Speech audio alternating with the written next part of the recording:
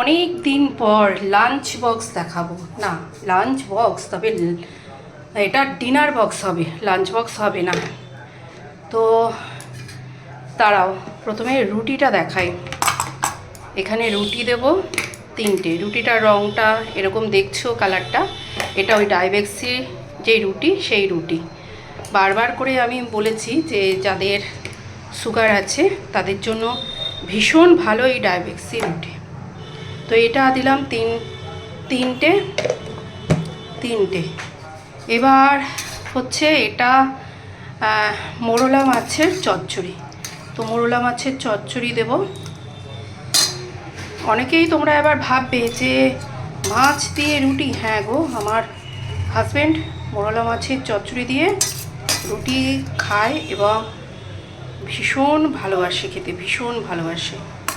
তো তার জন্য এই পুরোটাই ভাবছি যে দিয়ে দিই, পুরোটাই দিয়ে দিই। হ্যাঁ, পুরোটা তোলা হয়ে গেল, ঢাকাটা দিয়ে দিই, রুটিটাও ঢেকে রাখি। তো এইবার চলো, এইবার দেবো হচ্ছে, তোমরা এই মাছটা কে কে খাও বলো তো?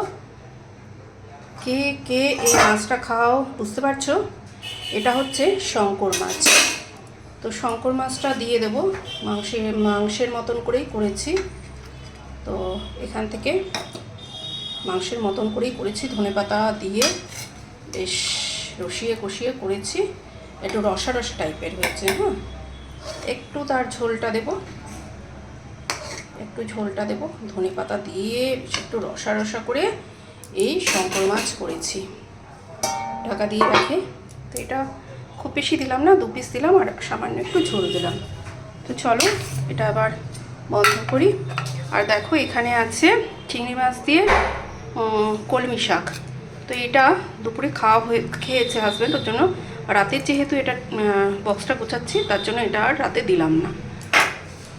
তো এটা পরে আটকে নিয়ে রেডি করে রাখি, একটু পরে আসবে নিয়ে যাবে। কেননা আজকে আগামীকাল আছে মহরম আর আজকে উল্টো রথ, তো তার ডিউটি।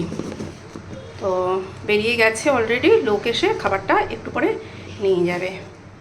তো লাঞ্চ বক্সটা কেমন লাগলো জানিও, একটু জানি উৎপটাং, কেননা তোমরা অনেকেই মনে করবে যে মাছ দিয়ে আবার কি করে রুটি খায়।